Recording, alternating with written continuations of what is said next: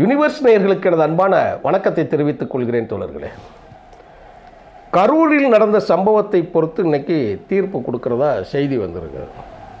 Supreme கோர்ட்டில் யாருக்கு? நம்ம நடிகர் விஜய்க்கு.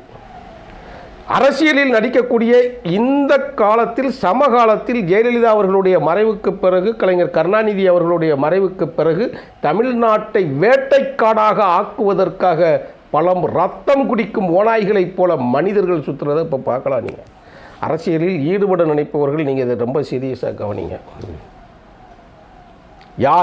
யாருக்கு துணையாக இருக்கிறதும் கவனிங்க. இதே மதி யூனிவர்ஸில் தமிழக வெற்றிக் கழகம் துவங்கும் போது இக்கண்ணா வைக்காதது ஏன் அப்படிங்கிற ஒரு சேனல் கூட நம்ம சொல்லியிருக்கிறோம்.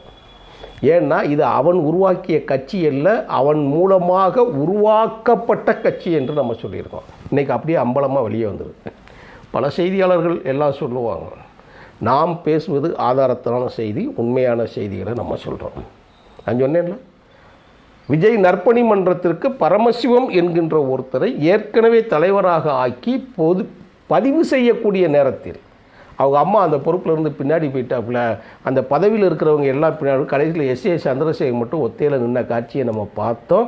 அவர்களை இயக்குவது இன்னார் அப்படிங்கிற செய்தியெல்லாம் நம்ம போட்டோம்.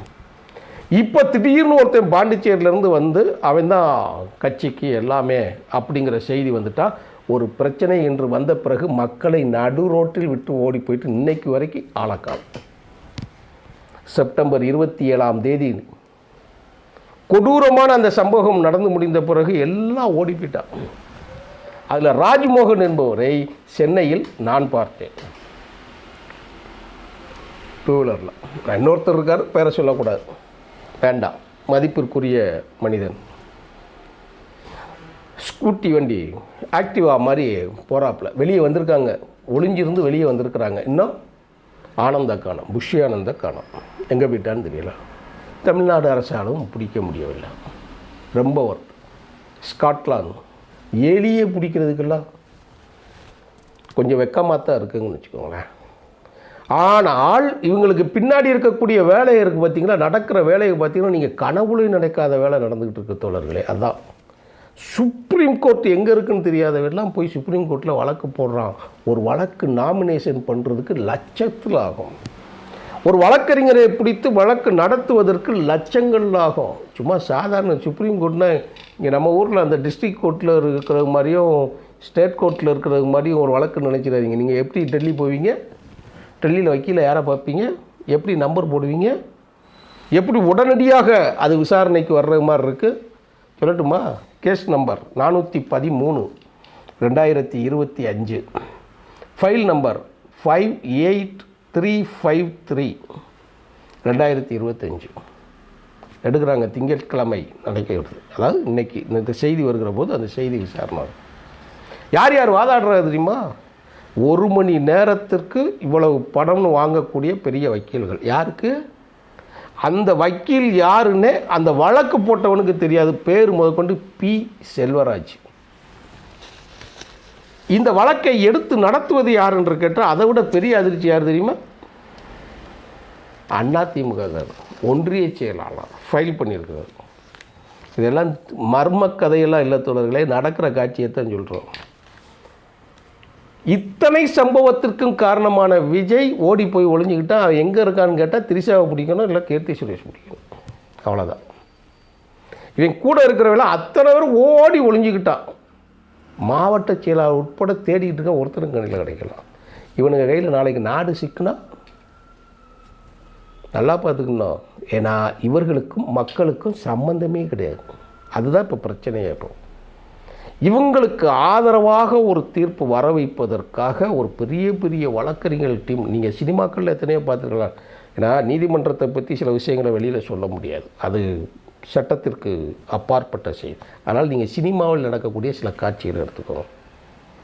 ஒரே ஒரு காட்சியை சொல்கிறேன், 2 காட்சி சொல்கிறேன், அது எல்லோரும் பேசுகிற செய்தி ஒன்று சொல்கிறேன். இப்போ சமீபத்தில் நடந்த வழக்கு தஷ்யந்த், என்னுடைய தம்பி கூட ஒரு கருத்தை ஒன்று சொன்னாப்புல, எப்படி பெரிய கொலைகள் நடக்கிறவங்கெல்லாம் எப்படி வந்துடுறாங்கன்னு சொல்லி.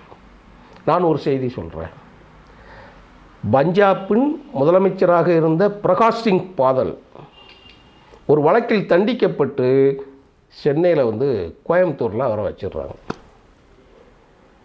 முதலமைச்சராக இருந்த பிரகாஷ் சிங் பாதல் எனக்கு நெஞ்சுக்கு நெருக்கமான ஒரு தலைவர், முதலமைச்சராக இருந்தவர், ரொம்ப ரொம்ப பிடித்த தலைவர்.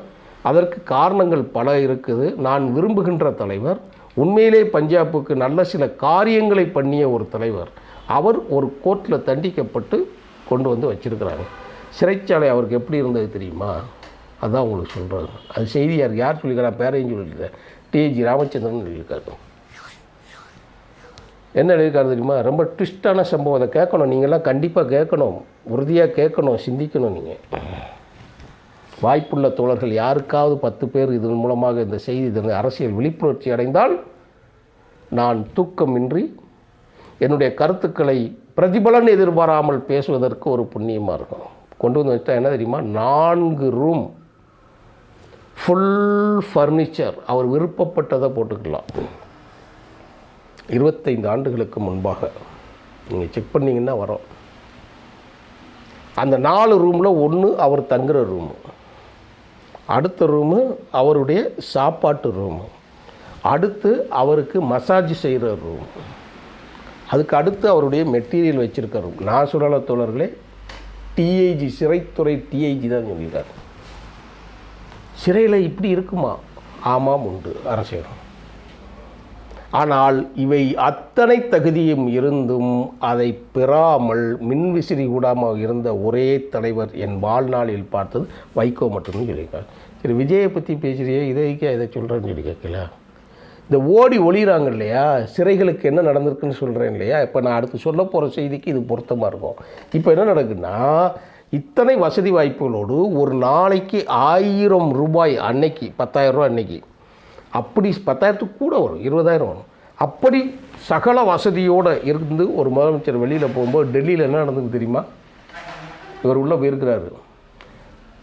தமிழ்நாட்டில் தெற்கு சிறையில் அடைக்கப்பட்டிருந்த பிரகாஷ் சிங் பாதலை கொடூரப்படுத்தி கொடுமைப்படுத்தி வந்திருக்கிறார். அதெல்லாம் மீண்டும் இங்கே வந்திருக்கிறாருன்னு இருக்காங்க. அப்போ இந்த சிறைத்துறை அதிகாரி சிரிச்சிருக்கிறார். ஏன்னா அவர் தான் கூட விளையாடுவாராம். என்ன இப்படியெல்லாம் செய்தி வந்திருக்குன்னு சொல்லி சிரிச்சிருக்கிறார்.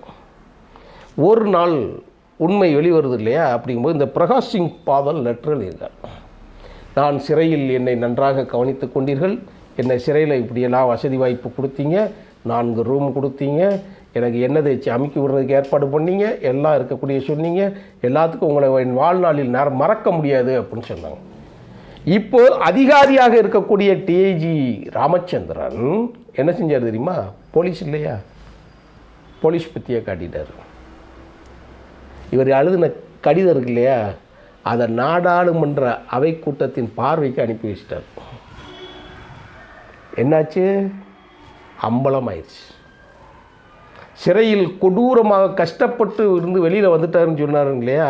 இப்போ நாங்கள் அப்படியெல்லாம் கஷ்டப்படுத்தலை, எப்படி இருந்தார், என்ன மாதிரி வசதி இருந்ததுன்னு அவரே எனக்கு லெட்டரில் இருக்காருன்னு சொல்லி இவருடைய ப்ரெஸ்டீஜை காட்டிக்கொள்வதற்காக காட்டிக்கொடு. அதனால் தான் போலீஸை நம்பாதம்பாங்க. தலைகுனிய வேண்டிய சூழல் வந்துருச்சு, ஆதாரப்பூர்வமாச்சு. அவர் ஏன் டூட்டி, நான் கொடுமைப்படுத்தலை. எல்லோரும் வரலாற்றில் நாளைக்கு என்னெல்லாம் கரையாகும் முடிச்சுட்டு போயிட்டார் அவர் வாட்டி.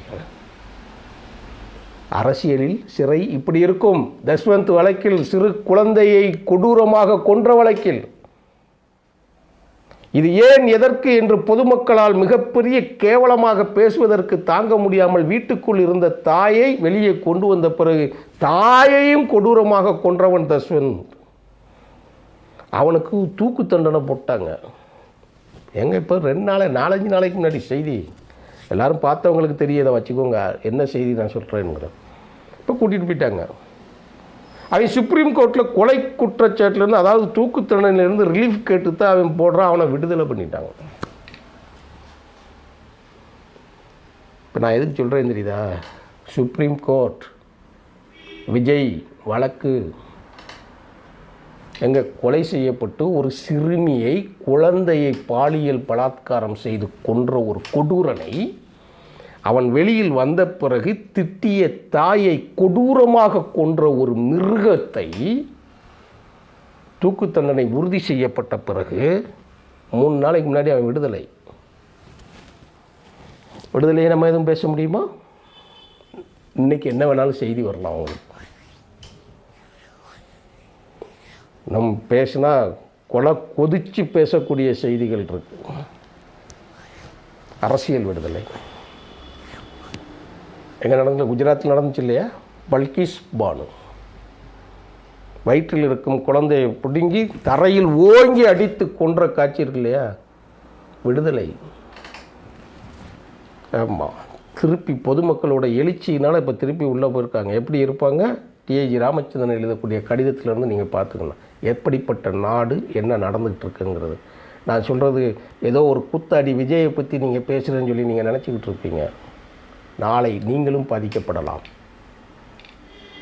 அரசியலை நீங்கள் கேலி செய்தீர்களானால், அரசியலை நீங்கள் நக்கல் செய்தீர்கள் என்றால், அரசியலை தப்பான ஒருவனிடம் கொடுத்து விட்டால், காட்சி பொருளைப் போல நின்று கொண்டு இருக்கக்கூடிய ஒரு அயோக்கியனிடம் அரசியல் சிக்கிவிட்டால் நீங்கள் சிதைந்தீர்கள். அவ்வளோதான். கத்துறோம் எங்கள் பாணி. காலமெல்லாம் உழைத்து களைத்து நாங்கள் போய்விட்டதுன்னா திராவிட இயக்கம் என்று சொல்லி உழைத்து உங்களை எச்சரிக்கை செய்கிறது அந்த கடமை. செஞ்சாச்சு. எனக்கு தீர்ப்பு வருது, என்ன வேணாலும் வரலாம். ஆனாலும் மக்களாகிய நாம் விழிப்புணர்ச்சியாக இருந்து இந்த அயோக்கியர்களை இயக்கக்கூடிய அந்த பின்னணி சதியை கண்டறிந்து நாம் உடைக்கணும். அதுதான் சரி, விழிப்புணர்ச்சி பெற்றுக்கணும். அவ்வளோதான் நம்ம செய்ய முடியும். வேறு என்ன செய்ய முடியும்? விஜய்க்கு என்ன தீர்ப்பு கிடைக்கி இன்றைக்கி பார்ப்போம். என்ன நடக்கும் இன்றைக்கி தெரிஞ்சிடும். இப்போ தெரிஞ்சிடும் உங்களுக்கு என்ன செய்திங்கிறதோ செய்தியோடு பின்னர் விளக்குகிறேன் தோழர்களே. நன்றி, வணக்கம் தோழர்.